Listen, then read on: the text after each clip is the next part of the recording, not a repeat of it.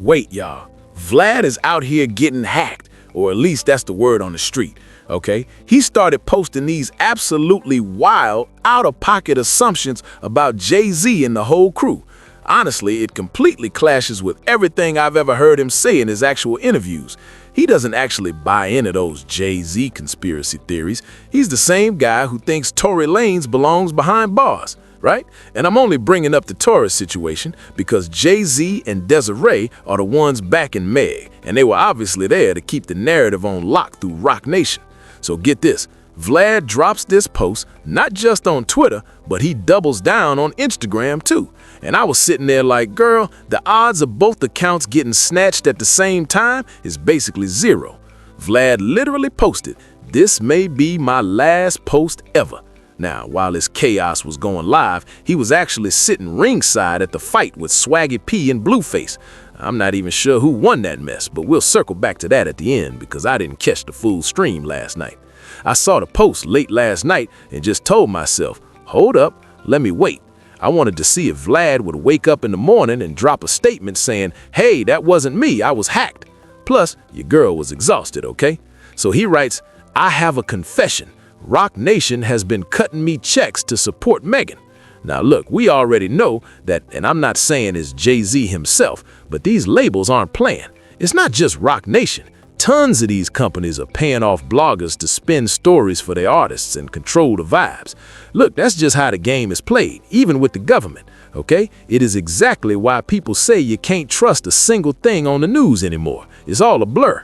Let's just keep it real. The Post even claimed they paid off the entire jury. Now hold up, that is a massive accusation, saying they literally bought the jury to ensure Tory got convicted. It even alleged they bribed the judge and mentioned Jay-Z doing a verse for his grandson's album as some kind of weird flex. The Post went as far as saying Meg's doctor was paid to lie about bullet fragments, claiming she was never actually shot. Didn't people always say it was just glass from the start? Girl, let's see. The Post claimed the LAPD is sitting right on Jay's payroll. Obviously, it wouldn't be every cop, but the high-level people calling the shots, if any of this is even remotely true, you know? And according to the tweet, it doesn't even stop in LA. But honestly, y'all aren't even ready for that conversation. Then it mentions that guy who stabbed Tory in jail. The Post basically asks, who do you think funded that? You already know exactly what they're implying there. It even dragged in the 3 Supreme Court judges who denied Tory's appeal, calling them puppets of the rock mafia. The Post even claimed Jay paid off Trump so he wouldn't pardon Tory. Okay, now that is a stretch, like a super mega stretch, especially since this is a state case, and we all know Trump can only drop pardons for federal crimes. But listen, given how much Trump loves to bend every rule in the book, the Post suggests Jay wasn't taking any chances. It ended with, I can't keep these secrets anymore. If I go silent, you know who did it. Now obviously this has to be sarcasm, right? But the real tea is, I have no idea who he's even trying to troll with this. I'm leaning towards sarcasm, because if this is actually Vlad, he would have had to do a complete 180 on his entire worldview, right? This has to be a joke. But girl, you won't believe the comments. Some people are genuinely like, finally the truth is coming out. There are people in his mentions actually believing this word for word. Even if it's clearly sarcasm, don't you think this is pushing the joke a little too far? Look, this whole sarcasm thing is getting way too deep. Let's see, Vlad clearly still has control of his accounts because he's literally posting from the Swaggy P fight while all this is going down. But let's keep it 100. Is the idea of Jay pulling strings really that far-fetched? Honestly, it's not too wild for me, because back in the day, the mafia used to run things exactly like that. They had the judges in their pockets, they had the police on the payroll, they had to, you know? It's not a crazy theory that someone with that much money and power could control the board, but paying off an entire jury and bribing a judge, that's a massive operation. All they really had to do was make sure Kelsey was on the same page and that Meg was sticking to the script, and that was a wrap. And Tory staying silent didn't help his case at all, because it left zero room for doubt. Like, girl, you aren't even trying to put a different version of events in anybody's head. Let's see. All right, so looking at Vlad's Twitter, or X, whatever, I'm positive it's sarcasm because he's literally joking about them taking him out. Now, some people are reposting this and actually falling for it because the news cycle is slow, so it's easy to bait people. Okay, now I'm seeing these reports about Kelsey's bodyguard coming forward to claim that she was the one who shot Megan, not Tori.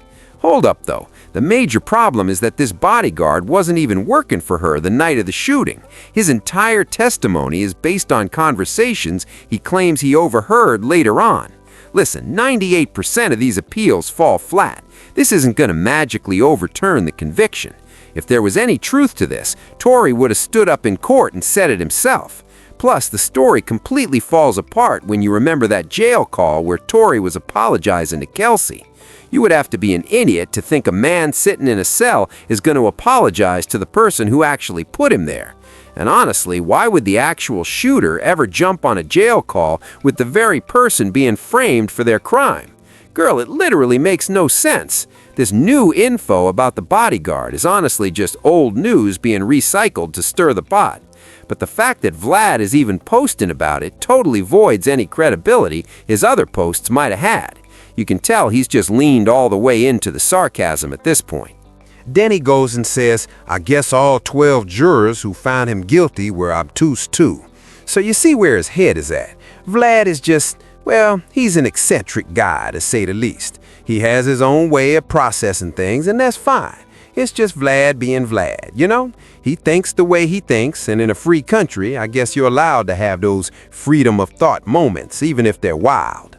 Listen, I'm not here to argue with how that man's brain works, but I do feel like Tori was railroaded in certain ways, though he should have absolutely taken the stand. He would have had a much better shot if he'd spoken up for himself. I think Tori handled the entire situation completely wrong from day one, so there's that. And look, if Kelsey really did it, Tori is an idiot for not defending himself and pointing the finger. I do believe Kelsey was involved somehow, and we know Tori played his part by antagonizing the whole mess. It's funny how that bodyguard who was actually there that night didn't say a word. Now we have this different bodyguard, one who reportedly worked for Kelsey during the trial later on, claiming he overheard her talking about it on the phone. Girl, that is the definition of hearsay. That would never hold up in a real courtroom. The fact that his lawyers even tried to come forward with that as bombshell evidence is a joke.